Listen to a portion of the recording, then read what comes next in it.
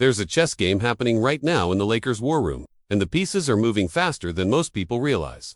Rob Pelinka is sitting at a table with less than $1 million of breathing room, staring at a roster that needs fine-tuning, and he's got exactly 3 weeks to make something happen. Welcome to Lakers News Fan Report, your home for the freshest updates, the deepest analysis, and all the breaking news about our beloved purple and gold. I'm here every single day bringing you the insider scoop that matters, the moves that could define our championship chase, and the honest breakdown that every Lakers fan deserves. Right now, as we're pushing through the heart of this season, there's an urgency building inside the organization that you can practically feel through the screen when you watch our games. We're sitting at a respectable position in the Western Conference. LeBron is still defying father time at an age where most players are enjoying retirement, and Anthony Davis is playing some of the most dominant basketball of his entire career. But here's the reality that keeps me up at night, and I know it keeps our front office up too. Being good isn't enough in this conference. Being competitive isn't enough when you've got the Nuggets, the Suns, the Clippers, and a handful of other teams that are absolutely loaded with talent. We need to be surgical, we need to be smart, and we need to maximize every single asset we have. The salary cap situation is what's making this whole deadline period so fascinating and honestly, so stressful for Lakers Nation. We're walking on a tightrope thinner than the margin for error in a playoff series. With our current roster configuration, the Lakers have less than $1 million of wiggle room before hitting the first apron threshold. For those who might not be completely familiar with the new CBA restrictions, hitting that first apron comes with serious consequences. It limits your flexibility in ways that can handcuff a franchise for years. It restricts sign-and-trade options, it affects mid-level exception usage, and it basically puts you in a financial straitjacket that makes future roster construction exponentially more difficult. This financial reality means that we're not going to see the kind of blockbuster headline-grabbing moves that dominated last year's trade deadline. Remember that energy, that excitement when major pieces were moving across the league.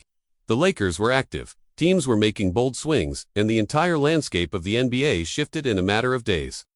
That's not the situation we're facing this time around. Pelinka isn't working with the same kind of financial ammunition. He can't just throw massive contracts around and hope something sticks. Every single move has to be calculated. Every trade has to make sense, both on the court and on the balance sheet.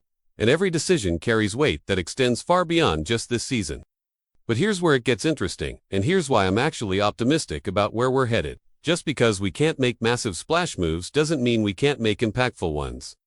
Some of the most successful teams in NBA history weren't built through one massive trade. They were built through a series of smart, strategic moves that addressed specific needs and maximized the talent already on the roster. The 2019 Raptors didn't win a championship just because they got Kawhi Leonard. They won because every single piece of that roster fit together perfectly. The 2011 Mavericks didn't have the most star power, but every player on that team had a clearly defined role, and they executed it to perfection. That's the kind of precision we need right now, according to reports that have been circulating through NBA circles over the past few days. The Lakers are very much alive in trade discussions despite the financial constraints. Pelinka is being active, he's making calls, he's exploring options, and most importantly, he's looking at creative ways to improve this roster without sacrificing our future or putting us in salary cap hell. One of the most intriguing strategies that's been mentioned involves our future draft capital. Specifically, the organization is reportedly looking to flip our 2032 first-round pick for multiple picks that come earlier in the draft. Now, I know what some of you might be thinking. Why would we trade a first-round pick that far out? Doesn't that seem like we're mortgaging the future? Let me break down why this actually makes a ton of sense. A first-round pick in 2032 is extremely valuable on paper, but it's also a complete mystery. We have no idea where the Lakers will be as a franchise in 2032. We don't know if that pick will be in the lottery or if it'll be pick number 30. We don't know what the draft class will look like. We don't know anything concrete about it.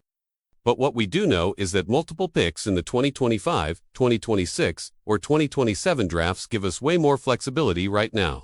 Those picks can be used as trade ammunition in future deals. They can be packaged together to move up in the draft.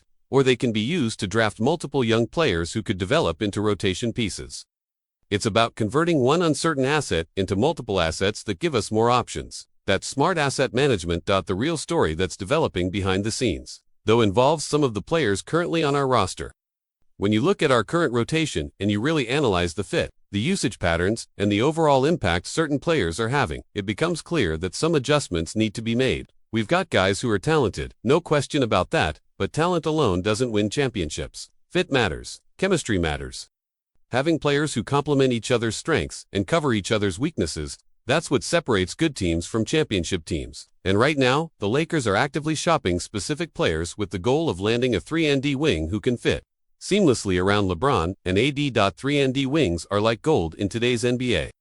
Every contending team is desperately searching for players who can knock down open threes at a high percentage while also defending multiple positions. These players don't need the ball in their hands to be effective. They don't disrupt offensive flow, and they make life easier for your star players by spacing the floor and providing defensive versatility. Think about how valuable someone like Mikal Bridges has been for his teams throughout his career. Think about what Derrick Jones Jr. brought to the Mavericks in their playoff run. Think about how J.R.G. Holiday's two-way impact completely changed the Celtics. That's the kind of player profile the Lakers are targeting. Now, here's where the situation gets even more specific, and this is information that's coming from credible NBA insiders who have been tracking the Lakers' activities closely. The organization is actively exploring trade scenarios involving some of our higher-paid rotation players. We're talking about guys who are eating up significant portions of our salary cap space but haven't quite delivered the consistent impact we need. And I want to be clear about something before I go further. This isn't about questioning anyone's effort or professionalism. Every player on our roster is a professional who works hard and wants to win. But the reality of the NBA is that sometimes fit and timing don't align, and organizations have to make tough decisions to optimize their championship window. Gabe Vincent is one of the names that keeps coming up in these trade discussions. Vincent came to the Lakers with a lot of promise after his impressive playoff performance with the Heat. He signed a 3-year deal worth approximately $11.5 million per season, which seemed reasonable at the time for a player who showed he could perform on the biggest stage. But injuries have really derailed his Lakers tenure so far. He's struggled to stay healthy, and when he has been on the court, the fit hasn't been as seamless as we hoped. It's not that he's a bad player, it's that his skill set might be better utilized in a different system or alongside different pieces. For a team operating with minimal cap space, having $11.5 million tied up in a player who isn't consistently available or impactful is a luxury we might not be able to afford. The other name that's been circulating heavily in trade conversations, and this is the one that might surprise some of you, is Vanderbilt. Now, I know Vando has been a fan favorite for many of us. His energy is infectious, his defensive intensity is exactly what you want from a role player, and there have been moments where his impact has been undeniable.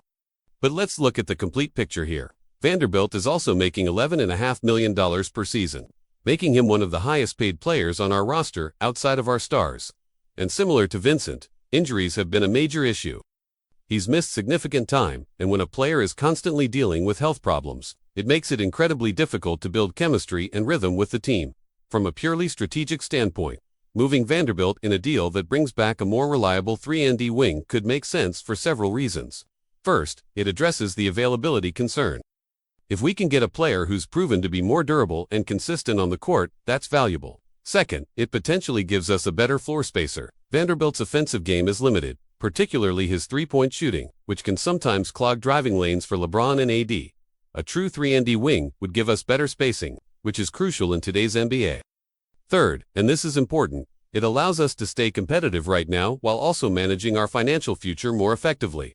The challenge for Pelinka is finding the right trade partner. Teams aren't lining up to take on players with injury histories and mid-level salaries unless they're getting something valuable in return. That's where the creativity comes in. That's where packaging multiple assets together becomes necessary. Maybe it's Vanderbilt plus a future second-round pick for a wing who fits better. Maybe it's combining Vincent with another piece to match salaries and land a more impactful player. Maybe it's a 3-team trade where we facilitate moves that help other teams while getting the piece we need. These are the scenarios that are being explored, right? Now in the Lakers' offices. What makes me optimistic about all of this is that Pelinka has shown he's capable of pulling off complex trades that improve the team. Yes, not every move has worked out perfectly. That's the nature of the NBA, but he's demonstrated a willingness to be aggressive and creative. He's shown that he understands the urgency of LeBron's window and the need to maximize every season we have with this core. And most importantly, he's shown that he's not afraid to make tough decisions if he believes they'll make the team better. Trading away a player who brings energy and effort isn't easy, but if it means getting a player who brings energy, effort, and a more complete skill set, it's a decision that championship-caliber organizations have to consider. Let's talk about what the ideal outcome looks like here. Imagine we pull off a trade that sends out Vanderbilt and maybe another smaller contract, and in return we get a legitimate 3-and-D wing who's shooting 38 to 40% from 3 on meaningful volume and can guard positions 1 through 4. Suddenly, our starting lineup or rotation looks completely different.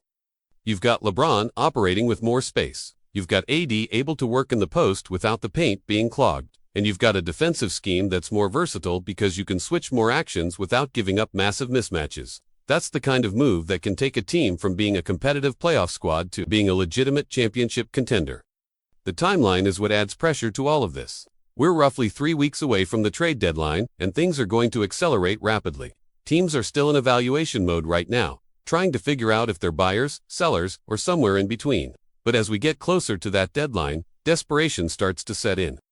Teams that thought they could compete realize they need to retool. Teams that were hoping to tank realize they're not quite bad enough.